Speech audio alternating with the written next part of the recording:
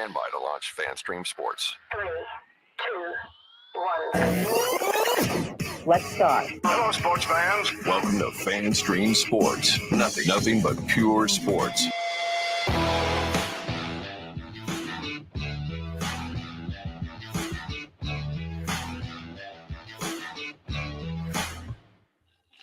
Today's episode is brought to you by the Highlands Performance Golf Center, North Dallas's premier golf practice facility with over 65 grass tees, 2 practice putting surfaces, a short game area, and an 18-hole mini golf course. With covered and heated tees, it's the best place to practice your game year-round. The Highlands Performance Golf Center is located in Carrollton on Trinity Mills, in between Marsh and Midway. Give them a call at 972-733-4111 or check them out on the web at highlandspgc.com. Hello, everybody. Welcome into another edition of From the Rough, America's favorite golf podcast. I am live from the DSP Media Podcast Studios in North Dallas here on FanStream Sports, and I'm joined remotely today because he's lounging at home, taking it easy after a long weekend of golf. Lounging? Knows what he was doing. Lounging. PGA of America member, Mr. John Gerber. Hello, Johnny. I had to cut you off because you said I'm lounging, and you know I never lounge. Looks like you're pretty comfortable right now to me. Well, you know, it took a lot of setup here. Yeah, we set up a nice little place up here in North Dallas and Frisco, a little far from the studios. So, you know, it's going to help us a little bit as we kind of move forward, talk a little bit about what we're going to do further on with the show. Today is a special edition on Monday. We're going to still do our great show on Wednesday to preview the tournament. But from popular demand, we're going to start doing tonight on a Monday, our Wednesday show. And we're going to move our Friday show to a Saturday morning little kind of recap about what happened through the with the cut and what's going to go on Saturday through the weekend. So we're excited about the new changes to From the Rough podcast here. So yeah, it's a little bit more convenient to do it from the home here in Frisco. So it's going to be some good, exciting stuff through the week. We got a big show, as Johnny mentioned. This is a special Monday. We're going to be doing our tournament recaps on Mondays now for you from now on to give us a little more time to talk about things. And then on Wednesdays on the regular time at 5 o'clock Central on FanStream Sports, we will be doing our tournament previews with Johnny's special betting picks, his top tens, his winners, his ham sandwich is what we like to call the long shot winner.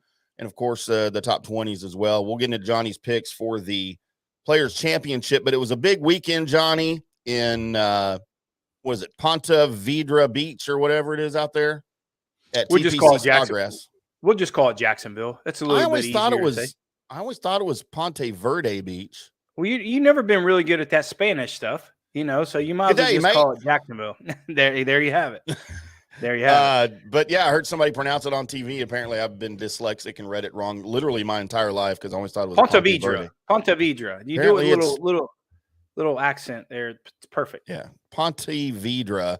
But big weekend. It's again, we talked about this last Wednesday. It's one of my favorite tournaments. It's my favorite tournament that's not a major. Of course, my favorite tournament every year taking place around my birthday, which is coming up here in April, and it's the Masters. Do you still count birthdays when you're over 60? I wouldn't know. I'm not there yet. I'm just asking you. I mean, you should know. I got 24 years to go before I hit 60. Yeah. So I'm not that close. You must be closer than me if you're thinking about stuff like that. We've already talked about this. Everybody knows the age difference now. Yeah, you're 20 years older than me. Yeah. I mean, at least you look it. Yeah, for sure. That's why I got to wear this hat because I don't want to look too young for everybody. Big weekend. By the way, you can find us on social media. I keep forgetting to tout all of this for you at the beginning of the show. The show is at From the Rough PGA. The network is at DSP Media Online. Johnny is at J Gerber PGA Pro. I am at IndyCarTim. The website is at DSPMediaOnline.com. Find us, follow us. We'll follow you back. We'd love to correspond with you in between shows on all the social media platforms. You can also find our page on Facebook and all that good stuff. So without further ado, let's talk a little Players Championship. Big weekend for Dallas resident, Dallas native, Scottie Scheffler, Johnny. And I got to be honest with you before we get into too much Scottie Scheffler stuff. I was going to save this for kind of the end, but, you know, I'm almost getting tired of Scottie Scheffler. Is that bad? Well, you look at a guy like that, right? I mean, if you rewind, 12 months or 14 months this time last year, he was kind of in the similar situation, right? Yeah. First tournament win, things of that nature. And it just seems like he snowballs. The thing I really like about Scottie Scheffler is, his golf swing isn't picture perfect, right? Mhm.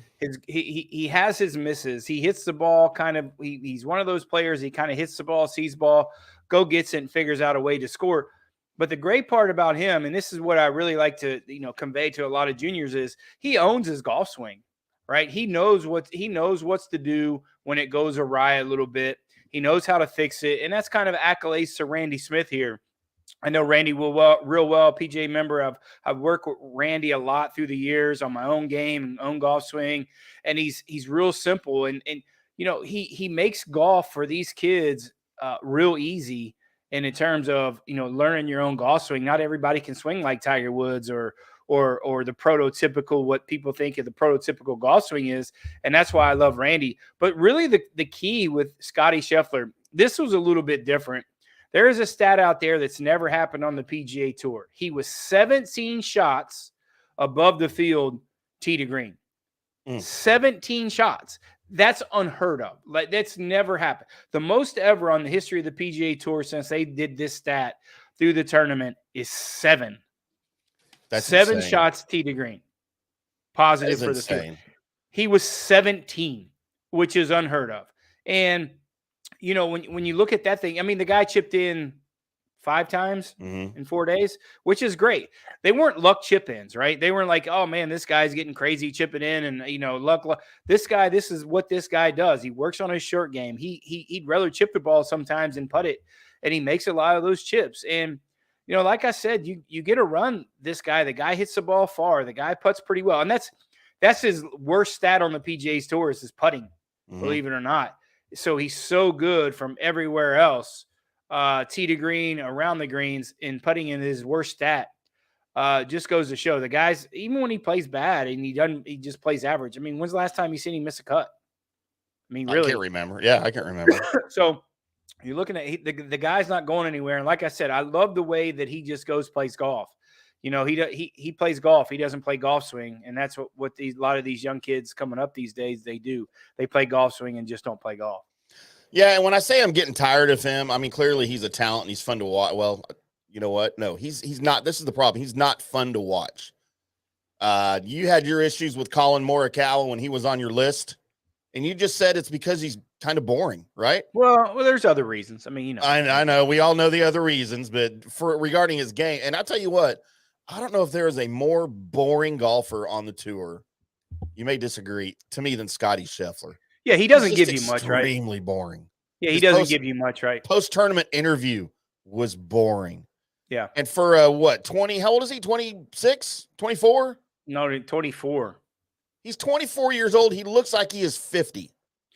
Like physically, he looks like a 50-year-old man. But you know what, though? That's him in real life. Like, he's not faking it in terms of, like, this is just how he is. He lives a real simple life. I mean, he lives downtown Dallas, down in Midtown with his wife, and they have a dog, and they walk everywhere. Like, they have, like, one car that the guys had for 15 years, right? So he's not flashy by any means. No. This is who this guy is, and there's nothing fake about it. He's just a normal guy. He just plays golf, and it's pretty refreshing in my opinion. You have so many of these other guys that are so fake. It's a little refreshing to me to see a guy like Scottie Scheffler. Well, are they fake because they're flashy? I mean, they're just flashy people, right? No. I mean, the flashy's an act, right? Who are you talking about? Give me an example. Like, you know, like Ricky Fowler's not flat. I mean, Ricky Fowler's just himself out there. I mean, he dresses a little flashy, but that's for his school, right? Ian Poulter's one of them. He plays to the camera a little bit. Yeah. John Rahm is a little bit that way. Like, he wants to be flashy and be all, that fiery, Spaniard, right? Right. Some of those guys, but right. Obviously Phil is the fakest person in the world, in my opinion. We're not supposed to talk about him on this show. Yeah, we'll get one Phil reference a month. Masters is coming up. So we got to talk a little bit of Phil here coming up pretty soon. yeah, I mean, listen, it's really refreshing. Not everybody can be, the arrogant and out there outgoing and stuff like that, and then back it up. But I kind of like the guy, really. I mean, he's the nicest guy you meet. He seems like, he doesn't meet a stranger, but he's not going to give you a lot also. So I kind of like it. And again, like I like Scottie Scheffler. I'm just kind of tired of watching him win because he just doesn't give you anything. But it's, a tournament like this, again, my favorite non-major. And he just went out there and he acted like it was his to take. Like you said, he had 4 or 5 chip-ins. But it was, though. I mean, I know. And to me, I saw a couple of fist bumps, of course, pumps when he chipped those in, or he made a great eagle or birdie putt. And like, that's it. And then when he won the tournament, he held his hands up and he had a big grin. I'm like, this is the most generic, boring white guy that I think I've ever seen in my life. And he's when you're up by 5 or 6 shots, and all you got to do is not fall in the pond on 17 and 18. I know. You got it pretty good. I mean, you got it pretty good, and you're just kind of going through the motions. But the cool part, right? Here's what I liked. He stuck to his game plan, no matter if he was up 5 shots or 10 shots or was down 3 shots. Like when he hit driver, he had a game plan that he stuck to it. He hit driver on a couple spots. I think it was on 12 or 13, the drivable par 4 that, he's got a 5-shot lead. The easiest thing that guy can hit an iron off the tee. But he stuck to his game plan. He knew what he's doing. He liked the shot coming in, and he hit it hole high on 13 to the left with a driver. So, he didn't vary away from his game plan when it comes to kind of winning the golf tournament. And obviously winning last year, he has the formula for that place, right? Yeah. So why would he change? He feels comfortable. And it's a weird place for him to feel comfortable coming from Texas, right? It's not a prototypical golf course that they would normally play down here in Dallas.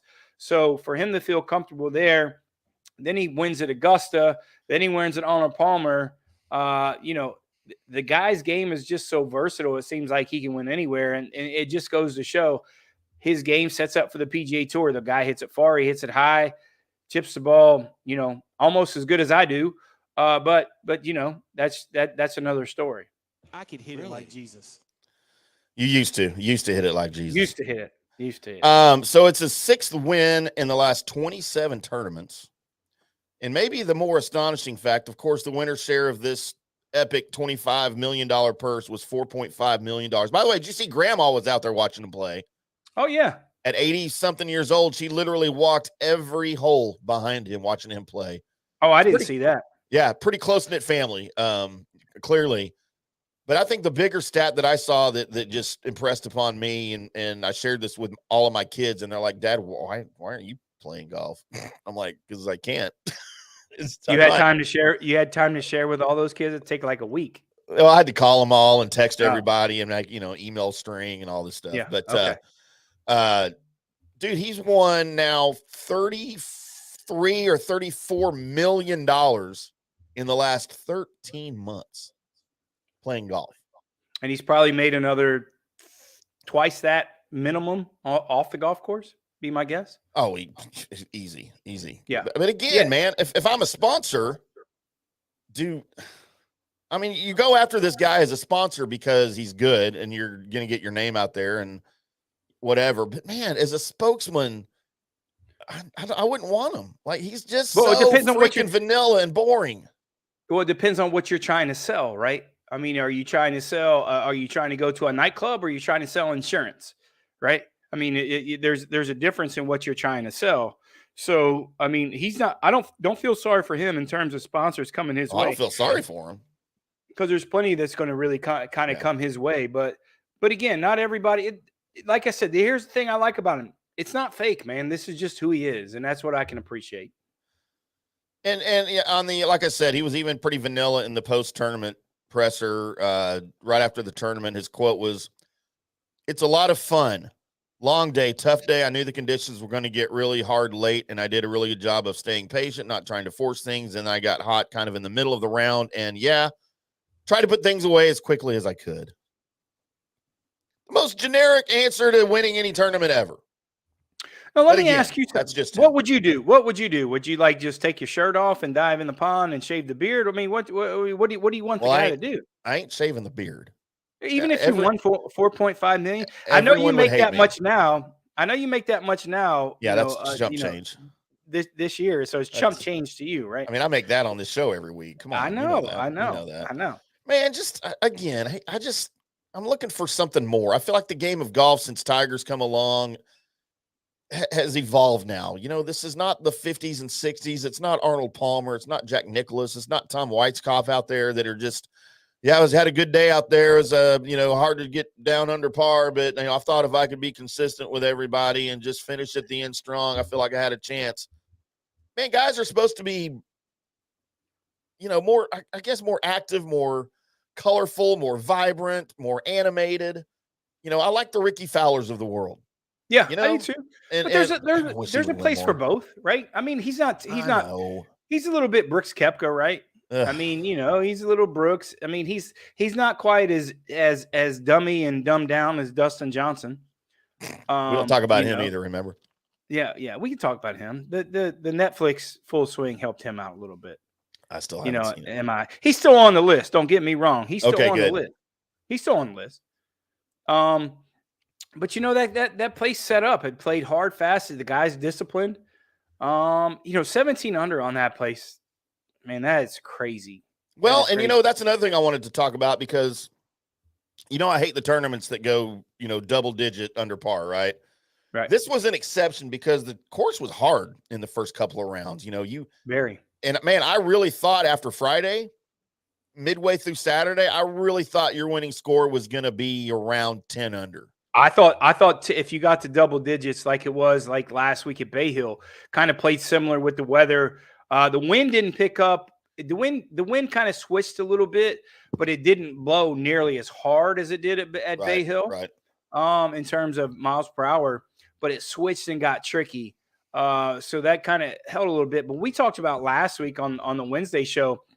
It's the biggest stretch of holes on the PGA Tour when you finishing holes that has the biggest kind of, you can win it, lose it, win it, lose it. I mean, there's so many things that can happen on that 16, 17, 18th holes that could win you the golf tournament. And that usually happens when it comes down the stretch. But the thing with Scottie Scheffler, he had such a big lead that you kind of looked at some of these guys that didn't know they couldn't win the golf tournament, but there's a little bit tournament inside the tournament because there's so much money, right? That these guys are playing a little bit more conservative potentially to not make that mistakes, to get those FedEx Cup points, to get that money, and get a little bit more exemptions in there. I mean, case in point, Min-Woo Lee dropped from 40, got to 45 in the world as opposed to 50 that got him in the match play in a couple weeks. That I'll be going down the covering for Golf Central magazine. So it gets him in that field. And then some of these guys, I mean, that really kind of needed the money. They weren't going for some of these pins, dude. They thought even par or 1 under par was going to be pretty good. Right. So, circumstances just kind of lends to that when you don't have a chance, and it's all about the money out there sometimes. And you know what? Not to take anything away from the tournament or any of the other guys, for a long time, I thought Min-Woo Lee was going to be your winner, right? Yeah. He's been overshadowed by his big sister on the LPGA for a long time, and he thought this was it. But, man, it just takes one bad hole for him to just lose confidence. And I'm shocked he even finished where he did at all. You look at a guy like that, right? I mean, he's a world-class player. Mm-hmm. I mean, and they live here in Dallas now, actually. Mm-hmm. I mean, both him and his sister, they're Australian, yep. But they live here in Dallas now. But, I mean, you look at a guy, I kind of like what he did. I mean, he made a double bogey on the third round, and he came back and made a triple bogey on the third hole or fourth hole, I believe, that you think, oh, man, this guy's out of it. But, I didn't really like the way he kind of got out of his game plan. Mm-hmm. He hit iron off the first 5 or 6 holes. He didn't do that the first couple of days, kind of got out of his comfort zone a little bit. And when you're trying to hit those irons and get in that spot, I know it played a little bit firm, but you can't hit those irons in the rough. I mean, you just can't. If you're going to do that, you might as well go ahead and take that head cover off and get down the fairway, So you have a wedge or something in your hand. And I know the rough was thick, but that's what happened to Scottie Scheffler. He's like, man, I'm just going to hit driver. I got a wedge in my hand. I can get it out of this rough. So I'm hitting it high enough. So, I think he played a little bit conservative, Minwoodley, to get him out of his game plan a little bit. And I think that cost him. And then when he knew he couldn't win the golf tournament, he was trying to grind it out, played really well on that backside, kind of free-willed it. And you saw him was a little bit more aggressive to thinking that he could catch up a little bit. But, hey, the guy's a world-class player. He's going to be around for a long time. He's young. I like the way he talked in the press conferences, right? He was super positive. Besides shaving off that mustache, I kind of dig the dude. When it comes, you gotta love the mullet, right? Like that mullet's epic. Yeah, I mean, it's like I talked to DA, like I told DA points out of Pebble. You just gotta take that down, though. You just gotta go ahead and take that down. Yeah, just go ahead and take that. Go ahead and take that little pencil thin mustache down, and shave off that mullet, and you and I are okay in my book. Oh, keep the mullet, but I'll tell you what, because it's epic. It's amazing. The mullets are coming back, man. No, they're not. No, they're not. Yes, they're already back. They started coming back about 3 years ago, and they are back, baby. And I know you and I don't hang out at the same spots often, ever. But when we do, we have fun. But when we also do, I'm not hanging out with places that got mullets. I'm not. Oh, it's so epic. It's so great. And I have a theory about his little mustache. You know why he has that, right? Because he wants to think he's a man to grow facial hair? No. Doesn't have anything to do with it. Why? It's so people can tell him and his sister apart. Stop. It's true. No, they look just alike. No, they do not. No, they don't. I don't even know what she looks like. You don't even know what the LPGA is. Who? When's the last time you watched an LPGA event? I covered the LPGA for the Tour Championship in Orlando. I know. When? In January. Not in the last 10 years. I was just there in January. No, you were at the PGA show. As my business manager, you should know this. You booked all the stuff. Okay. But once again, I thought up until Scottie Scheffler showed up on Sunday, the course won. Yeah. With most of these guys, as it often does. And we said that. We said that. The golf course is the star of the show, and it wins the majority of the time, man. But look at it this way. If Scottie Scheffler doesn't have that big lead, how compelling is that golf tournament? I mean, it's pretty cool. All these guys bunched up and can really kind of shit the bed, going in that 16th, 17th, 18th. And like I said, that's what we said last week, man. There's so many changes on that leaderboard with those last 3 holes. And, it killed us on the betting aspect too. We talked about this earlier in the studio. Is that really killed us on the betting aspect? And boy, I was on that TV. I said more curse. I'm sorry, Nancy Gerber. I said more curse words and damn an hour watching that coverage than I've said since the last time. So, I'm glad I was by myself, and I don't know who was around. I didn't cuss one time. I think my neighbors heard me a little bit. Probably. Yeah. So, but that's okay. It was, golf gambling's hard, and sometimes the bull, sometimes you got to take those horns when it comes to that. But it was a tough week in the gambling space. And you had other players before Scheffler went on that charge. I mean, I had a list of players that I thought these guys in the final round all have a shot at this. Hideki Matsuyama, Max Homa had a chance. Terrell Hatton certainly had a chance. Ended up finishing second. Tied the lowest score ever on the back nine. And he was in a pretty good spot, right? He was the chaser, and he was so far back. He has that mentality, anyways, that kind of go aggressive mentality. And he was like, screw it, I'm just gonna go shoot as low score as I can. It doesn't really make much difference to him. He's not really worried about the money or Ryder Cup, things like that. He had that opportunity just to kind of go make it happen, and he did. And he had that benefit of sitting around until Scottie just did what he did. Let's see, Scottie Scheffler chipped in for his first birdie of the day on the par 3 8th, had another birdie on the 9th. By then he was, almost assured a top 5 finish. Birdie on 10, 2 more on 11 and 12. And it was done. That was it. I mean, nobody could get close to him after that. I know Hatton made a run. Hovland made a run. Tom Hoge had another great. We'll talk about him after the break. Had another great round on Sunday after breaking the course record on Saturday. Or was that Friday when he broke? I can't remember. It was either Friday or Saturday when he broke the Friday. Shot that 62. Yeah, it's Friday. We'll talk about him a little bit. I got to get into him and Aaron Rai after the break coming up. But Scheffler's 4 straight pars, preceded 5 straight birdies, followed by 6 holes of just dominating the course. And again, like he said, it made it for not so much of an interesting Sunday afternoon, but it was still fun to watch, these guys behind him, because everybody was playing for second and, third really. And surprisingly, you had just 4 guys in those top 3 spots. Usually you've got 2 or 3 tied for second. You've got 3 or 4 or 5 tied for third. I mean, you had Scheffler 1, Hatton 2, Hovland and Hoge tied for third, and Matsuyama there in 5th. So Max Homa did his best to make a run. Justin Sue, I thought, had a good weekend. I was really impressed with him early in the tournament on Thursday and Friday. Watched a lot of him.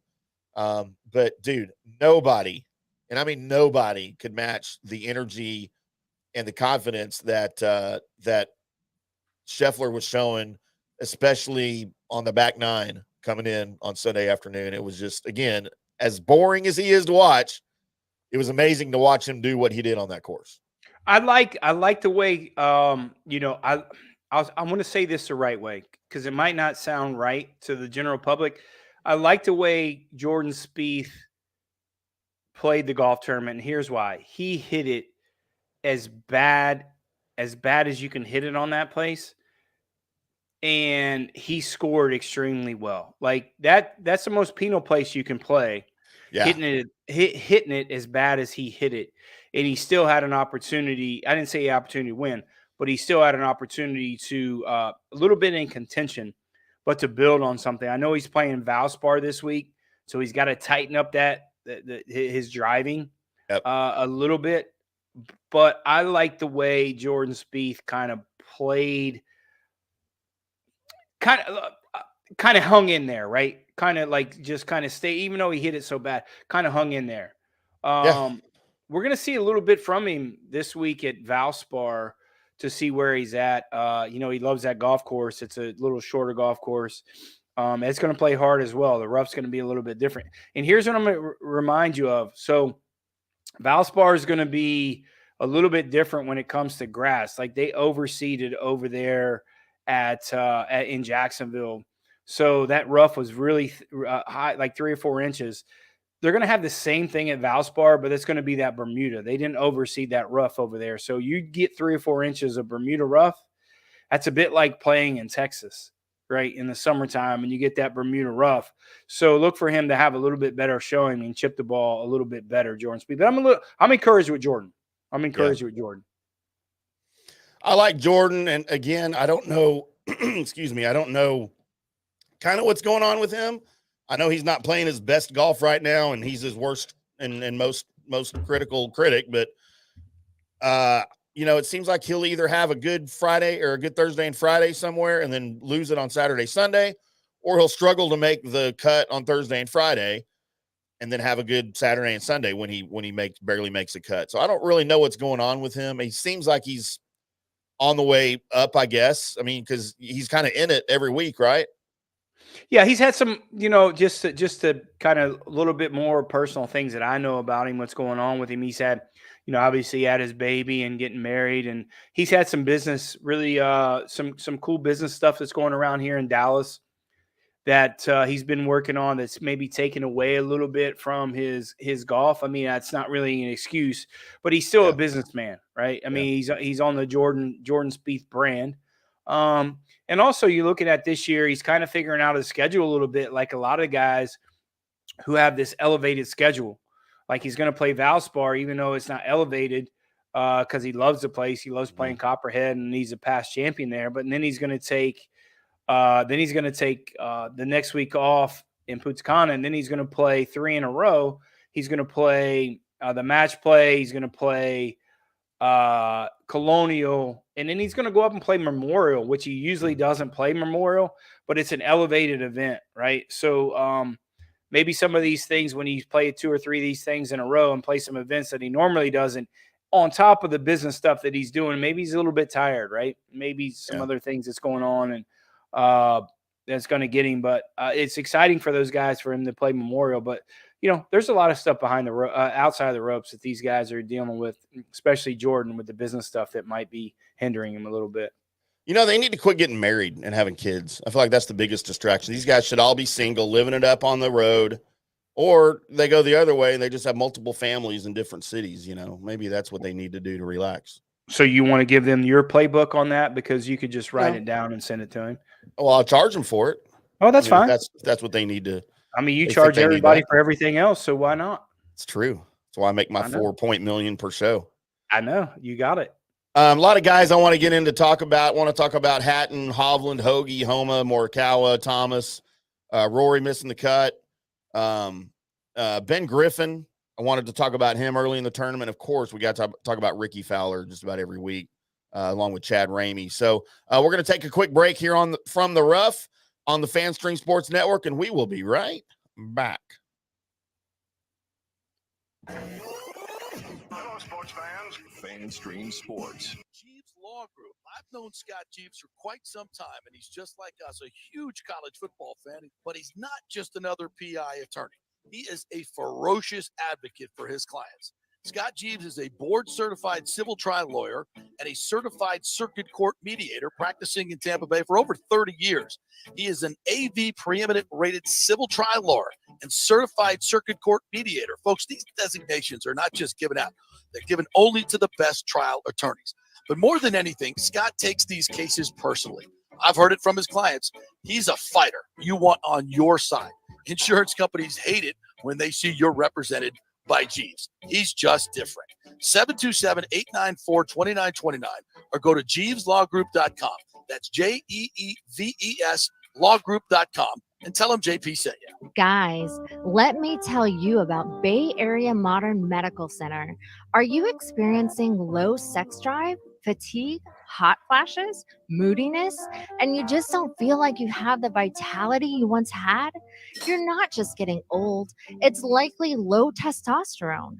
Studies over the last 20 years show a shocking decline in younger males aged 16 to 39. Older men have seen a sharp decline as well. Do something about it. Go see my friend Christopher Lugo at Bay Area Modern Medicine. Testosterone replacement is not a frivolous treatment. It takes a professional targeted approach that focuses on total body wellness, vitality, and emotional stability. Not a one-size-fits-all approach like many clinics use. They will monitor your blood work and adjust your treatment as needed for optimal results. Call 844-977-3477 or go to BAMMC.com. Now is the time to make sure your home insurance is in order. In the last year, many of us have made improvements to our homes. So call the folks at Italiano and discuss these upgrades to make sure you have enough coverage. According to a recent report, almost 64% of homeowners don't have enough insurance on their home, which is their most valuable asset. Also, a great time to make sure you have flood insurance. Even if your mortgage company does not require flood insurance, your home could still be at flood risk. Another big item as we enter hurricane season is making sure your pool enclosure is added to your policy and there will be no issue at claim time. That happens a lot. So call your friendly agent at Italiano Insurance to review your policies today. 813-877-7799 or ItalianoInsurance.com. Attention, if you are home shopping or looking for a refinance, and even if you already have the approval letter, you must call my man Scott Fitzgerald at American Mortgage Services. Scott has a brand new program available in the greater Tampa Bay area called the Community Advantage Loan Program. Get this, no money down, no mortgage insurance, no points, no origination fee, purchase or refinance, and loan amounts up to $647,000. Now, there are some application requirements. It must be a single-family home, one unit, primary residence, and have a minimum 640 credit score. The program only applies to certain neighborhoods, so you have to call to find out if you qualify. So call Scott Fitzgerald at 813-294-7595 or email him at scott@amstampa.com. Now, even if you don't qualify for that program, Scott will shop your loan around, get you the best rates, and won't charge you the huge upfront fees. And if you've had issues with your bank calling you back, Scott will return calls immediately or at least the same day. 813-294-7595 or email him, scott@amstampa.com. Scott Fitzgerald, MLS 386722, American Mortgage Services, 1000 North Ashland Drive, Suite 1020, Tampa. Coming back at you. Now, more Fan Stream Sports.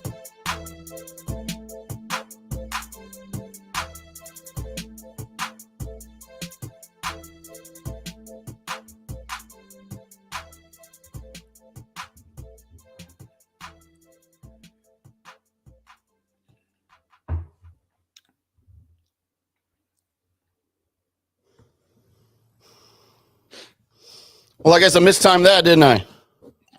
Yeah, I mean, what's going on? What's going on in the studio in Dallas? I mean, I got it when I leave and I'm not there. How's going on over there? I mistimed the break. Okay. My apologies, everybody, but we're back here on From the Rough. So I try to situate back in my place here.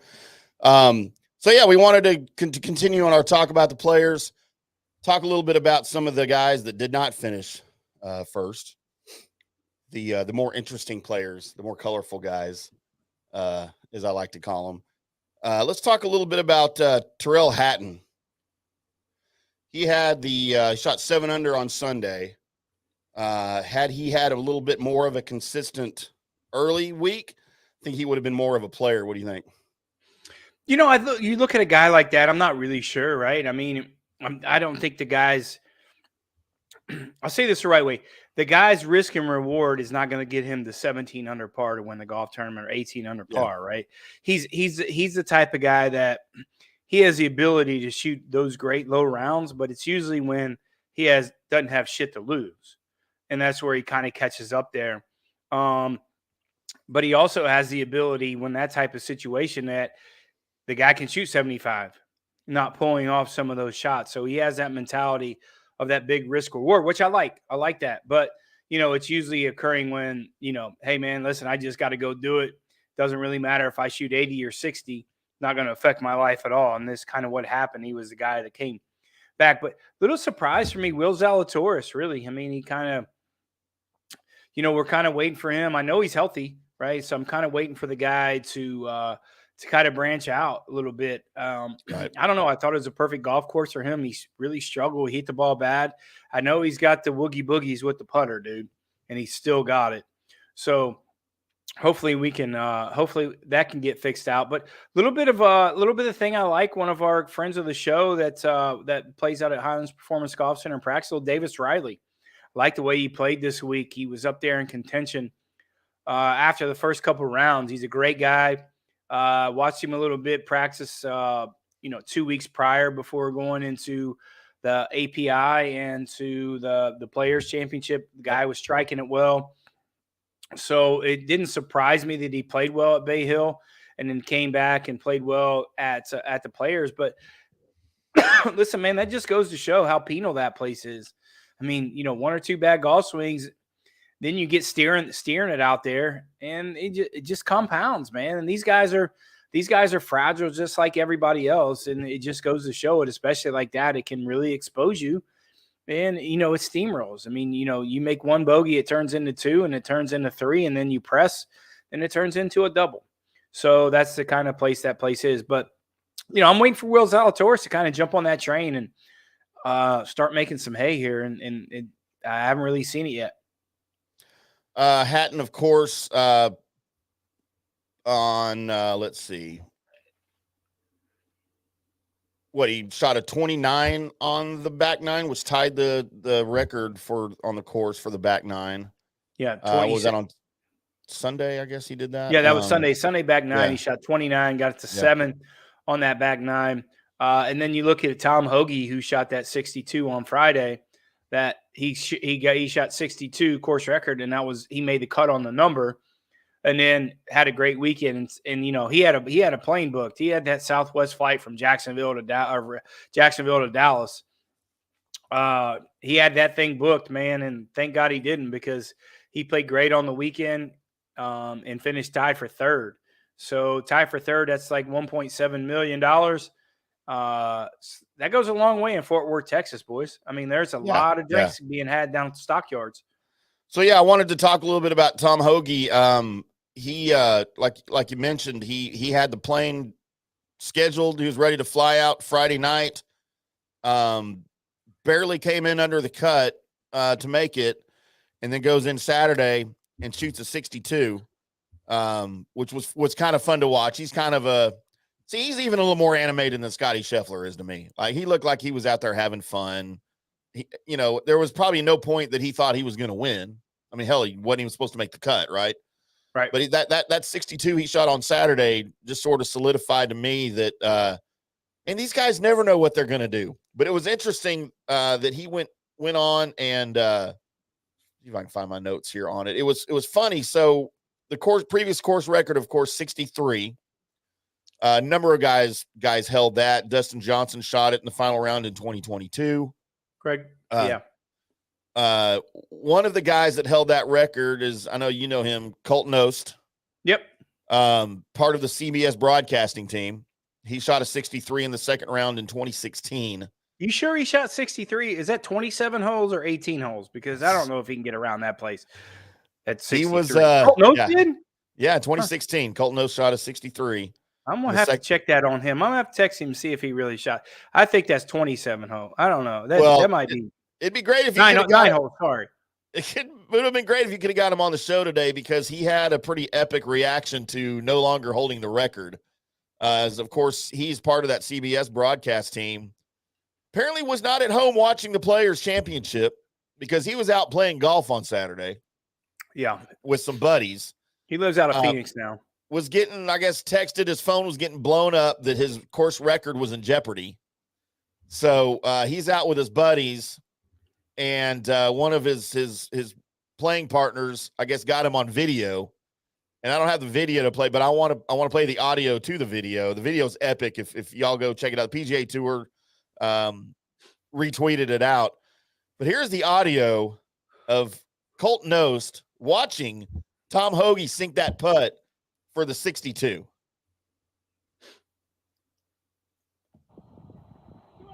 No! He made it. He flipped it on the right side. He missed it? No, he made it. Oh, he made it. Oh, cool. Y'all missed it. It's over, guys. I'm no longer part of history. It's over, guys.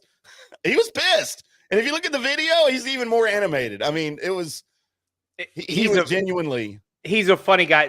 I tell you a quick story about Colt. You know, we play in that Pebble Beach Invitational every year, the week after the AT&T. We've talked about that before on the show. And, this last few years we stayed at the Lodge, but before we stayed at Spanish Bay. So we sat there. There's a place called Traps there that probably have the best chicken wings in the world. They are, I'm a wing guy. Yep. I love my chicken wings. And they're for about, I think for 10 wings, I think they're about $127 for 10 wings. Jeez, they better be. No, they're not that much, but you get my point. Yeah. We sit there and had a few adult beverages and ate 100 Traps chicken wings, him and I. 100. You can bring those home with you. Oh, well, I'm sorry? Bring them home with you. Where? I'll try those. Bring some of the wings home with you. California. It'll make the trip. That being said, I didn't really know what the bill was, but let's just say it was the most expensive chicken wings that I've ever had in my whole entire. The chicken wing bill was more than the booze bill. So that just goes to tell you real quick how it's not like we're going to Pluckers, right? It's not Pluckers. Yeah. It's way better than Pluckers. And I like Pluckers. Mm-hmm. Hopefully they'll be a sponsor after we put them out there in front of all these people. But I do like Pluckers, but they're not the Traps chicken wings. If anyone's ever been to Spanish Bay, stayed at Spanish Bay and played Pebble Beach, everyone knows what I'm talking about the Traps chicken wings. Everybody knows. Now we can't wait to try them. That's right. That's right. So tied for third, a guy that I had on my card. I don't remember if you did or not. We'll get into our picks here shortly. Victor Hovland tied for third at 10 under. And man, it's all about the short game with him, isn't it? And even still, chipping continues to hinder his game. And this week, I don't think was any different. His irons were great for all 4 days. And maybe if not for that somewhat disappointing third round, he could have been closer to Scheffler on Sunday. But I don't think he really had a chance to win this one. Yeah, I mean, bro, that's what we said at the beginning of the week, right? I mean, this is the hardest place on the PGA Tour to chip and putt.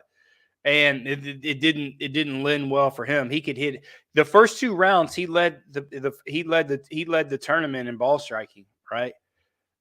He kind of figured out a little bit from API, but we talked about this. We talked a little bit on the air and off the air. It's like, listen, I love the guy, but man, he's going to miss greens if the weather gets a little bit shitty. Yeah, he's going to miss greens, and his short game isn't good enough.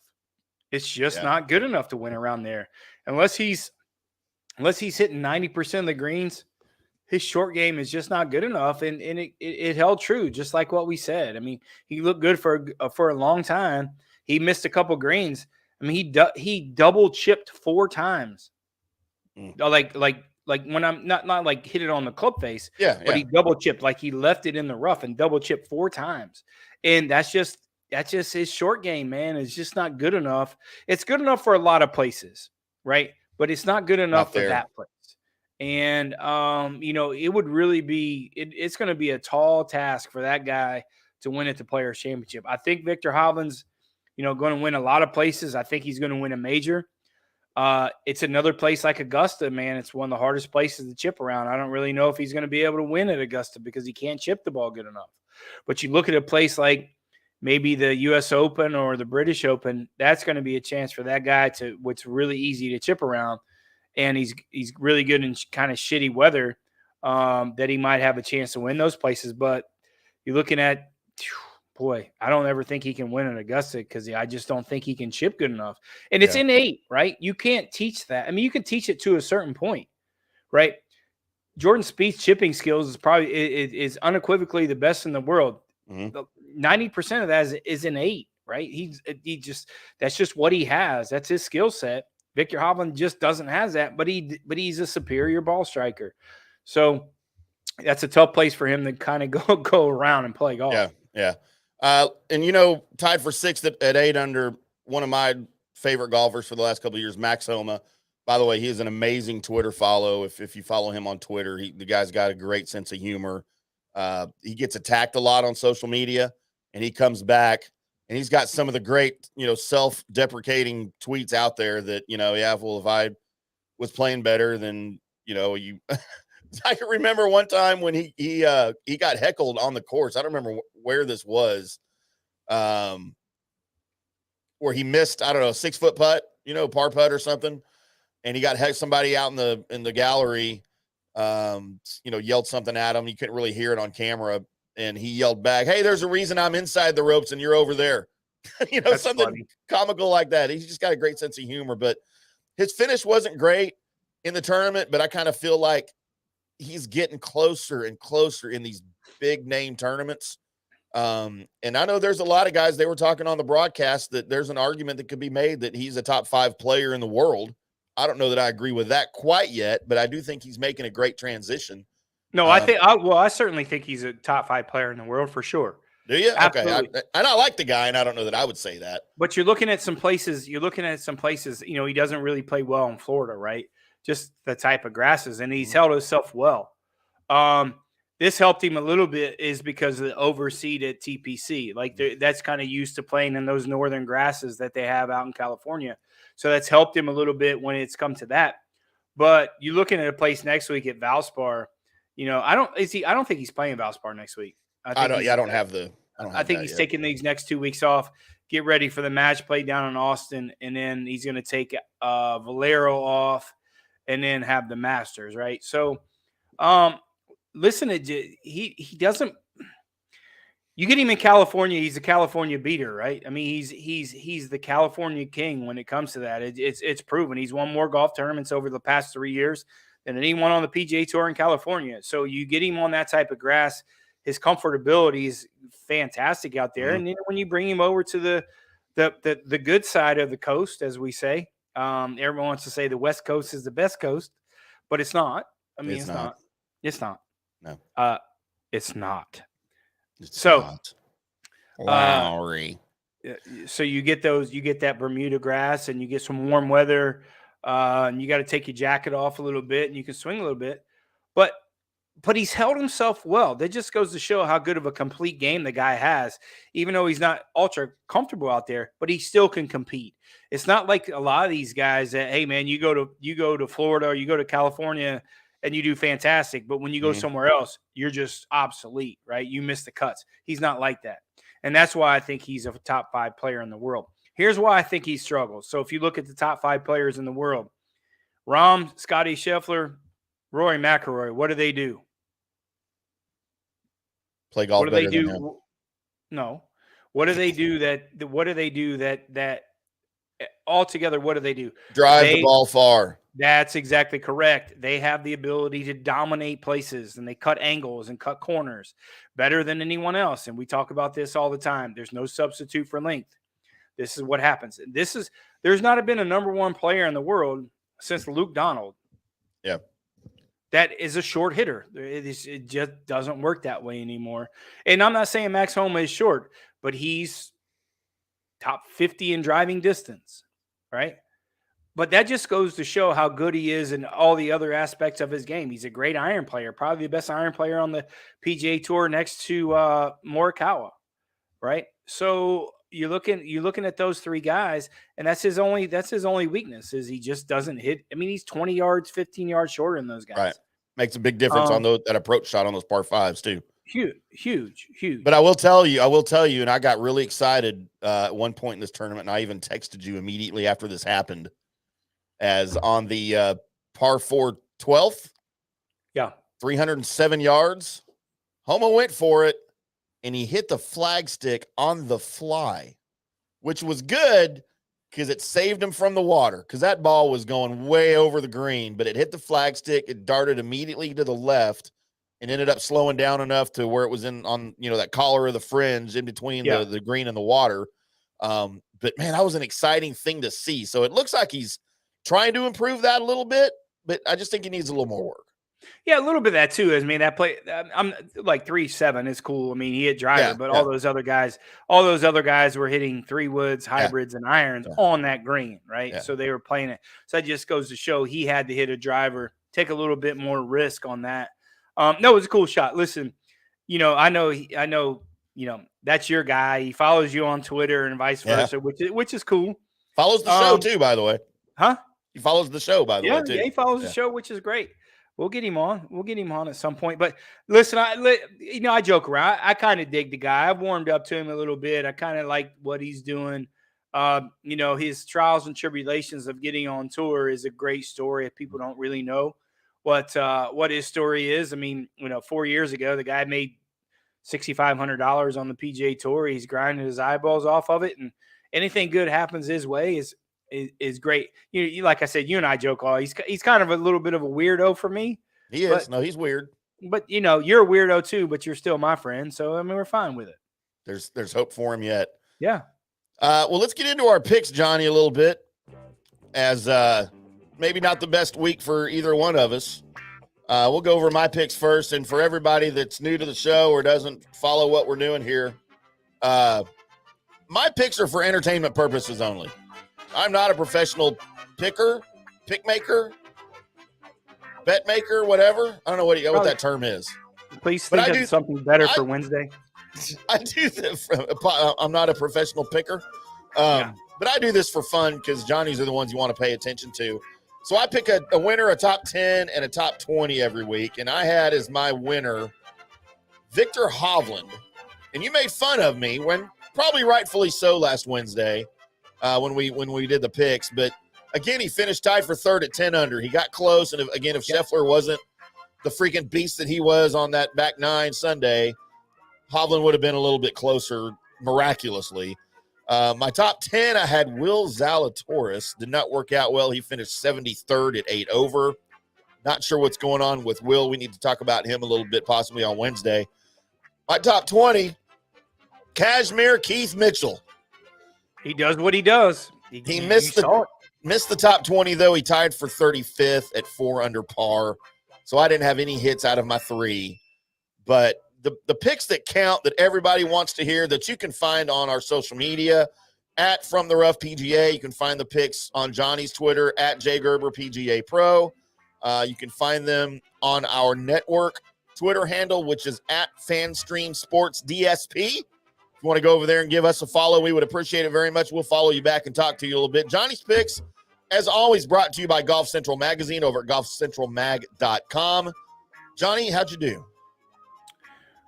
Well, I'm kind of hiding a little bit just because of the picks. Last week, we were a little bit profitable. This week, we had a little rough week. Listen, we were looking really good going into Sunday. Yep. We just were. We talked about it. You know, we did a bunch of interviews on Sunday. I was looking real strong. Some ESPN interviews and around the country. What I do on Sundays to premiere these picks. I was real confident how I was looking, man. I was really touting some guys that really kind of would kind of make a run, and it just really didn't happen. I mean, Xander Schauffele kind of hurt me a little bit. Shane Lowry hurt me a little bit, and so basically, so we had Xander Schauffele that finished T18 or T19. Struggled the first couple of days, barely made the cut, but then kind of came back through the weekend, but really never contended. Will Zalatoris, we had him, but as soon as you picked him, I knew we were out. So I crossed him off the list, and I told everybody that, you know, let's please cross that off the list. Right. And he finished at T73, bottom of the barrel.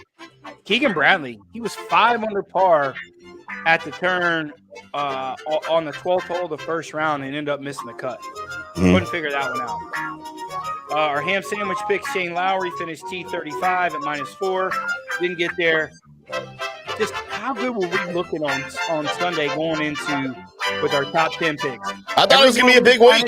Cussed me about this Denny McCarthy pick. Denny McCarthy. Yep. Denny McCarthy was sitting there. He was plus 1,200 to finish in the top 10. It's sitting there after the second round, middle of the third round. After the third round, he's sixth. Looking at best putter on the PGA Tour, best putter on the planet. Plays terrible on Sunday. Ends up missing out of the top 10. Finishes 13th at 7 under par. And Jason Day, again, he was plus 575 to finish in that top 10. Had another terrible Sunday. Got 75 again. Both those guys kind of pushed out of that top 10. Boy, sorry, guys. This is tough. Golf betting is tough. We're looking real strong. They just didn't come through. Our 2 top 20 picks, Sahith Theegala, finished 74th at plus 10. No good for him. He needs a little bit more experience around there, and we talked about that. I thought it'd be a good spot for him, just ball striking wise, to finish in that top 10. I just think he wasn't ready for the moment, ready for the golf tournament. And he shot like 82 the last round. Yeah. Right. So it just kind of hurt him. And our other top 20 pick was Seb Straka, finished plus 1 at T65. Not a great week, but on top of that, again, we had our matchups on Sunday. That was very, very difficult. We had who do we have there? Who do we have there, brother? On what? On our matchups on Sunday. Oh, I don't have the matchups in front of me. Yeah, we had I can tell you that. On Sunday. We had well, long story short, we had Ricky Fowler. Again, somebody against Ricky Fowler. You had Denny McCarthy plus 105 over Ricky Fowler. Yep. And Tommy Fleetwood minus 120 over Taylor Montgomery. Yeah, so we went we had 2 pushes on Sunday. So we went 0-1, so we had 2 pushes, didn't really lose anything. But Denny McCarthy was a push. So Ricky Fowler birdied the last hole to make a push with Denny McCarthy on the last round. And Tommy Fleetwood hit it in the water on 17 and hit it in the water again on 18 to make a push with Taylor Montgomery to have a push on our matchup. So we were 0-1. Listen, man, this is hard. You know, I need to go to church. I don't know what I need to do to change up this thing. Church is probably not going to help. Devil's chasing you. They won't let you in there. They won't. Sorry, Mama Gerber. It's humbling. But listen, it was another rough week. But we are still 7-3-3 on matchups. Still positive on that. Little back end on our year to date. I think we're minus 1630 in the hole. But that's only 1 week, guys. That's only 1 week of catching up. This is easy. We thought we were going to have a great week this week. But again, our bread and butter is actually coming up in a few weeks, our match play. Remember how we did in our match play? Big time, yeah. Last year, I think we went something like 22-7, and we picked a winner. So that was a massive week. So that's coming up here in a few weeks. Valero is this coming week. I like the field in Valero. I got a lot of really good insight what's going on down there in Tampa for the tournament. Made some really good calls this week just because I don't want any more comments of people telling me that I don't know what I'm doing because I did. That's just a lie. It is a lie. And it's coming out of the studio there, I think, in Dallas. I don't know. We have a mole? Yeah, we do. We have a mole. We have a mole. Let's talk to Gary about that. Yeah, we have a mole. So, hey, listen, stay positive. This is what we say all the time. Listen, you got to follow the system week to week.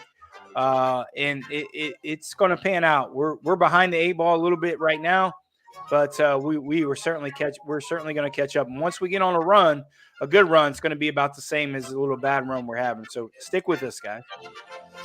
Stick with us because we will be back on Wednesday, 5 o'clock Central Time on all of our network outlets here on FanStream Sports, our YouTube, Twitter. You can find us on Facebook. If you like to do the Twitch thing, we have a Twitch channel over there for you. You're welcome to join us, comment, ask us questions during the show. We'll put you on the screen and make you part of the show. We would appreciate it very much. Special thanks to our sponsors this week. And always, turflife.club. It's not just an apparel brand. It is a lifestyle brand. Of course, our good friends at Golf Central Magazine over at golfcentralmag.com. Go check out that latest issue that's coming out shortly. You might find a little piece of FanStream Sports in there that we might have snuck in under the deadline that they don't know about. So you need to get it before they catch it for sure. And, of course, our friends over the Highlands Performance Golf Center here in North Dallas. It's the best year-round practice facility that we got in the area. If you're not in the area, I hope you got one like that by you because it's amazing. HighlandsPGC.com. Again, we'll be back next Wednesday with another From the Rough, previewing the Valspar. Until then, boys and girls, keep hitting them straight.